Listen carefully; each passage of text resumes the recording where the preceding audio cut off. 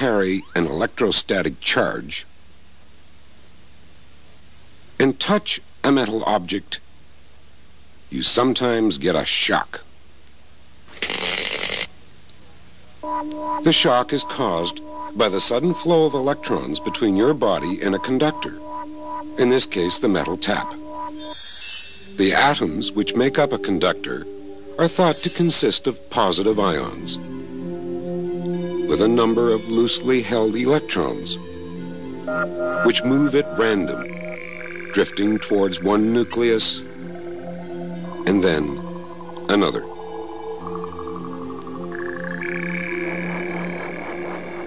Opposite charges placed at each end of the metal cause these electrons to drift from the negative end to the positive end as they proceed in their random motion.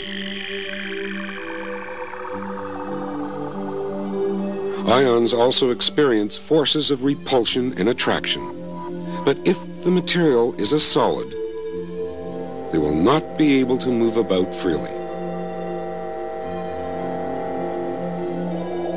Transfer of a charge through a solid can only be accomplished by the motion of electrons. But why does taking off a sweater result in electrostatic charges? Before you get dressed, both the cotton shirt and the wool sweater are electrically neutral. When the wool and the cotton come in close contact, however, things begin to happen. As a group, the atoms making up the cotton fabric have a stronger attraction for electrons than the atoms making up the wool. As a result, some electrons transfer from the wool to the cotton. When the first electron transfers to the cotton, the overall charge of the cotton changes from neutral to -1.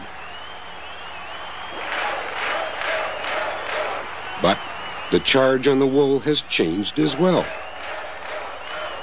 It has one more positive than negative, resulting in an overall charge of +1. As more and more electrons are transferred from the wool to the cotton becomes more and more negatively charged, and the wool becomes more and more positively charged. There's a limit, however, to the number of electrons which can be transferred before the positive charge on the wool begins to attract some of them back.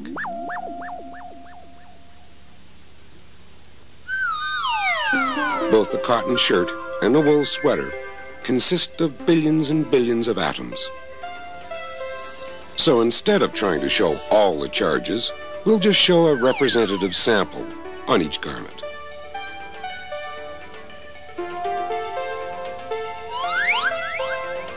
When the two materials come in close contact, we can show the charge transfer from the wool to the cotton in this way.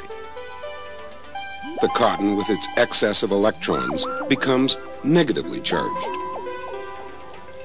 The wool, with its deficiency of electrons, becomes positively charged. Note that during the process, the positive charges never move. Both the cotton and the wool are good insulators, so the charge transfer is limited to where there is contact between the two. If you are wearing a negatively charged shirt, how can you neutralize it? Easy. Simply touch a metal water tap. The excess electrons will transfer from your finger to the tap until the negative charge on your shirt balances the positive charge. The pipe to which the tap is attached runs deep into the ground. This connects to the earth, which is neutral in charge. Because of its vast size, the addition of small amounts of charge, or its removal, does not significantly affect the Earth's overall charge. The process of connecting something to the Earth by means of a conductor is called grounding. So far, we have shown what happens when we carry a negative charge. But what happens when we carry a positive charge?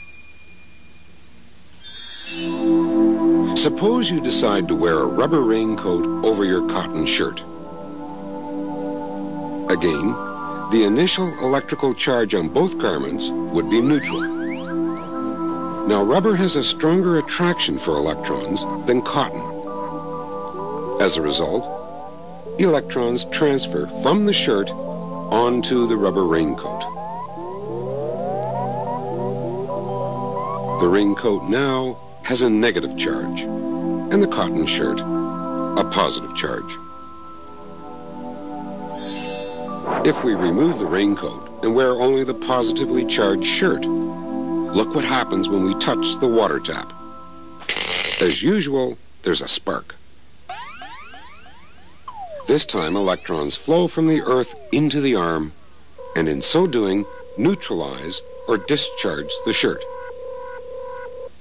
Grounding, the process where we connect a charged object to the Earth, will discharge that object, whether it is positively charged or negatively charged. How do we know when an object is charged? The metal leaf electroscope can detect charge, even in very small amounts. It consists of a metal shaft, which has a knob on one end and very delicate metal leaves on the other. The shaft is insulated from the container which encloses it. When the knob is touched by a charged object, look what happens. We can explain this phenomenon by applying some of the theory we have just established. The initial charge on the electroscope is neutral.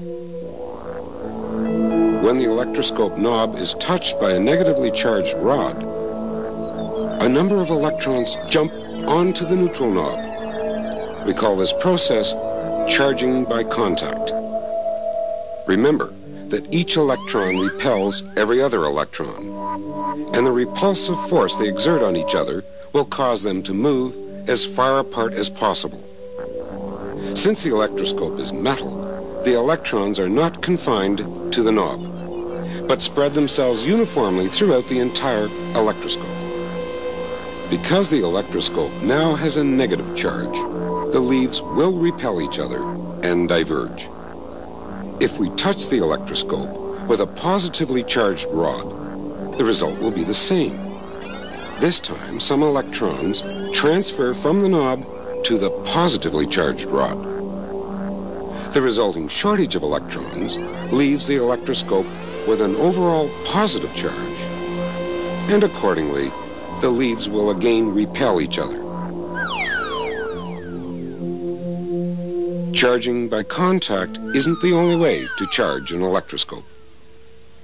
Next program, we'll demonstrate a technique in which the charging rod never touches the electroscope.